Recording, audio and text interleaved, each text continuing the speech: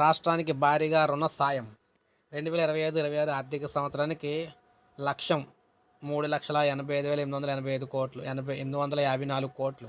గత ఏడాది కంటే 37.80% అధికం. వ్యవసాయానికి 1,62,946 కోట్లు అన్నమాట.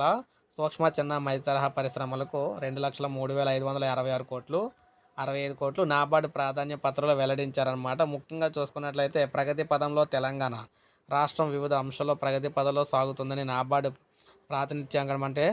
ప్రాధాన్యత పత్రంలో పేర్కొంది. తలసరి ఆదాయంలో జాతీయ సగటు 2.12 లక్షలు కాగా తెలంగాణ 3.56 లక్షలతో అత్యంత వేగంగా అభివృద్ధి చెందుతుందని చెప్తున్నారు.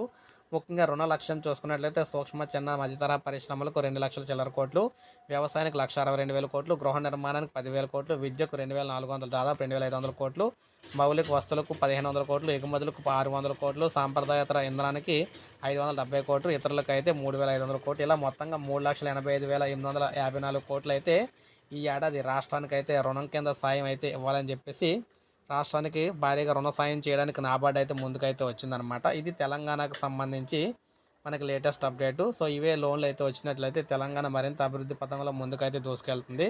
సో ఇది మనకు అప్డేట్. ఒక లైక్ చేయండి, సబ్స్క్రైబ్ చేసుకోవద్దు, మన ఛానల్ సబ్స్క్రైబ్ చేసుకొని